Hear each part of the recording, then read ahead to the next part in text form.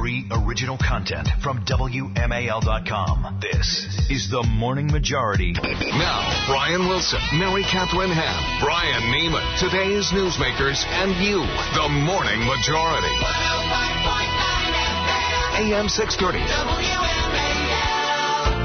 5:06 on The Morning Majority, and there is a bright, shiny face back in the studio. She's back from the mountaintop. I'm here. Hey, Mary Katharine. Hello. How was Mount Kilimanjaro? I am tanned and rested. Well, tanned for me. And I think we're about to find out if I'm ready. Because I'm like, I feel like right now I'm like one of those people on Jay Leno that if you asked him about current events, I'd be like, yeah, because I don't know. One thing I'll say about you is that when you check out, you turn off all devices. You don't check the news. Correct. You try to have a life that is not connected to the craziness that goes on. And I sort of admire that about you. A champion of checking out. Did you enjoy the trip? Did you enjoy? I did. I had an awesome time. It has to be painful to walk up a mountain that high. It is extremely painful to walk up the mountain. It was easily harder than the marathon. Really? Really? Easily. The first 4 days were a breeze. That last one where you have to climb 4,000 feet in 5 hours and go straight up a snow-capped mountain, that was very hard. And I had altitude sickness, which a lot of people are eating breakfast right now, so I won't get into it, but it was harrowing. A case of go yak, come back, right? Exactly. Which, although I will say, raised in the Ham family, very good at that.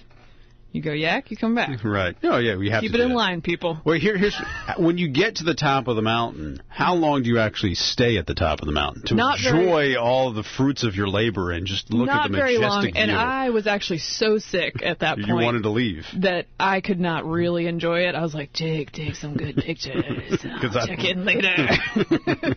And you have an option once you get to the top of the mountain, because you get to the summit and you can actually go a little bit higher. There's a peak on the summit, which I had planned to go to, but due to my sickness, I had no nutrients left. Really? And the guides and I were like, well, you could probably make it to there, and then we'd have to carry you down the mountain. So we decided to start the 2.5-hour trek back down the snow-capped mountain. Discretion was the better part of valor. They couldn't load you up with IV fluids at the top there? Well, I was surviving on, like, energy goo alone at that point. I was like, break out an energy goo. You can't drink Gatorade because it was all frozen at the top. Oh, my gosh. Yeah. Really? The Gatorade freezes? When you have like a Camelback and you have water that comes through. No, totally frozen. Wow. Yeah. It's that cold. It's cold, man.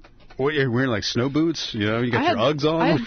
I had 3 or 4 layers on every part of my body. Holy. Yeah. This is a great picture. I'm hardcore, yo. By the way, I saw the pictures. You were hardcore. This is a great picture at the top of the mountain. That's not even the top. That was like 1,000 meters lower. Well, it looks like the top. I'd claim it was the top. Yeah. Nobody would ever listen know. to you with your meter talk, as if I know what a meter is. I'm Philly Euro now. Yeah, right. All right, tell Mary Katharine what you missed the last 2 weeks. 1-888-630-9625 is the phone number. Text feedback to 68683. 8:17 with the Morning Majority. Brian Neiman, Brian Wilson, and Mary Katharine Ham. You know, the thing about hiking in Africa during the rainy season is that every time it rains, you cannot stop thinking of this song. I hear the rain. Did you picture the video in your head? I did not. I tried to push all images and sounds from my head, because when you're hiking on the mountain, there's nothing there except for that song that's in your head. So, it's also, the lyrics to this song are terrible. Yeah, well, you know, it's 80s. You should go back and listen to them. Anyway. But nice harmonies. Good harmonies. It's actually kind of a fun song. But anyway, so how this all started, by the way, this whole trip, is that we wanted to take a honeymoon. Got married in April. And my husband said, hey, you want to climb Kilimanjaro? And I said, sure. And that was that's how you roll. That's how I roll. Right. So I'd never been to Africa before. He's been a lot. He traveled in East Africa a lot. A lot of places gloomier than Tanzania. Tanzania is fairly peaceful, more prosperous, has a lot of the tourist attractions of Africa in it. And so I was up for it. And Kilimanjaro is a walkable mountain, is what they call it. It's one of the highest peaks that you can actually trek up instead of doing technical climbing. I don't like technical climbing. Right. I don't like a precipice being anywhere near me. But walking up a mountain, I can handle. But is it like is there a path, or is it Yes. is it paved like the trails through Bethesda and Alexandria? No, it's like that. It's like Great Falls. Yeah. No, it is the bike path. That's right. There are different trails that are more rugged, and ours was sort of in the middle. And it was the rainy season, which is not a great time to go, but we got really good luck. It was sunny all the time. You have guides that take you up the mountain who live at the base of the mountain, often start off as porters, that you've got a bunch of porters with you that carry stuff because you need a bunch of stuff on the mountain to eat. They're like caddies. Yeah. They carry their golf. Yeah, except high altitude caddies. Right. Like they're so hard working, incredible. So you go up the mountain with this crew, and you go up with very, very experienced guides. One of our guides had been up the mountain 211 times. Wow. 211th time. And he said it was his office. He's like, welcome to my office. I was like, not bad. So it was beautiful. The first 4 days were great. We went up and down in 6 days, which is pretty ambitious because we had both done the marathon. Recent marathon. A lot of people take 9 days to go up, 9 or 10 days. Then you can acclimatize a little bit more because once you get up there, things happen to you like what happened to me, which is you get sick when you're very, very high in the air. So on the last day... How high are you exactly? The mountain is 19,000 feet.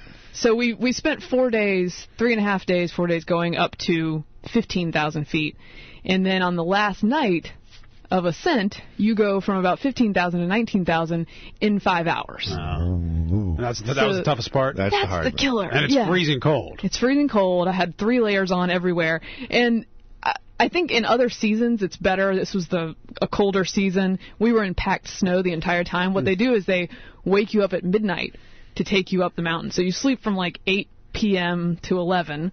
You eat breakfast and you go up the mountain at midnight. Why do you go up the mountain at midnight? I was going to ask you why. I didn't know. The reason is, they tell you later, because it's so demoralizing to look straight up the mountain and realize you have to walk all that way that you would never make it if you had to see what you were doing. So you go with a headlamp and all you can see is the foot in front of you.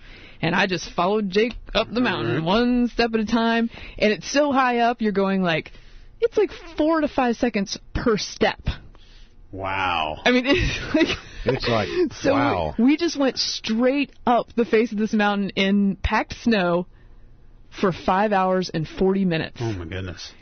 And I was actively ill. But I was proud of myself because between staying at the base camp and going up the mountain, 8 incidences, all right, and still made it up the mountain. I have to ask you this. I know it's going to be uncomfortable, but I mean, when you're hiking up a mountain that's that high and it's that steep and you're hurling, right? I mean, are you afraid you're going to fall or slip or anything like that? It was not steep enough that you're worried about sort of like falling off the side of the mountain.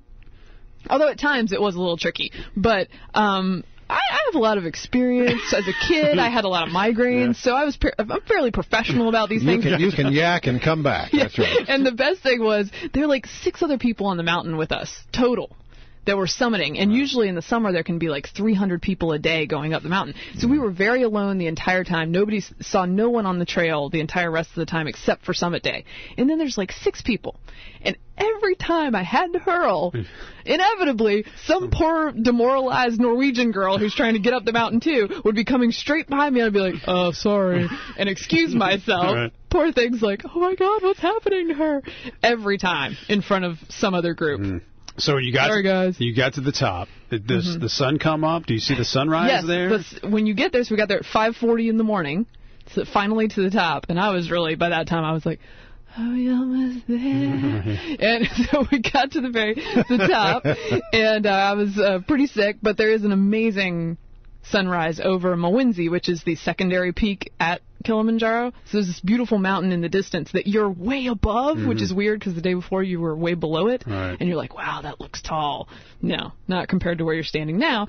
So you're freezing and you're drinking tea because your guides bring tea for you because they're awesome. So you're drinking tea and you're freezing on the top of the mountain and you watch the sunrise over that peak. Okay, so here's my question. Yeah. If I were to go through that experience as I got to the peak and I sat at the very top of the mountain and I looked at that sunrise and thought about all that I had accomplished and the battle that I'd just gone through to get there, I would then wonder what I was supposed to take away from that experience. What did you take away from the experience?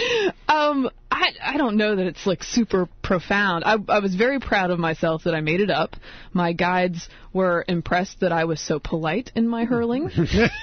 That one of them said, "Katharine, you are so very thoughtful when you are sick." So I was like, "Sorry, everyone," and excuse myself. But it was tough. It was harder than the marathon, that 5 hours. By comparison, the marathon was like great weather. There are people cheering for you. This was just like look in front of you, walk really slow in freezing cold for 5 hours and 40 minutes. I know there's people in the Army and mountaineer guys who do that all the time. It was new to me, and I was proud. Yeah, it was a good time. Good to have you back. And congratulations. That's Thank you. A wonderful accomplishment. 105.9 FM and AM 630.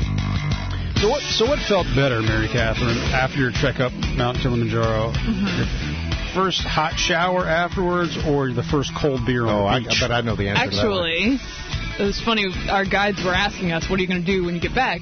That's the first thing. And the first thing I said was shower, but that's not logistically the first thing you can do. And indeed, the first thing I did, I said I was going to have a beer, and then Jake goes, "Are you going to have a beer or are you going to have a Coke?" And I was like, "Oh, a Coke." And because you can get a Coke anywhere at the foot of the mountain at the main entrance, which is not the one we went into, they had Coca-Cola, and I enjoyed a giant Coca-Cola in a glass bottle. And very it tastes classic. so good. So good. You know, I was in China one time for 2 whole weeks, and the thing that I couldn't find in all of China, I could find hamburgers, I could find steak, I mean, anything I wanted, I could not find a Dr. Pepper. And it was the only thing I could think about. It felt so good to drink that Dr. Pepper. Coca-Cola is always my Of course, I saving it wasn't grace. the same as going to the top of the mountain. Yeah, right. But it was my own hell.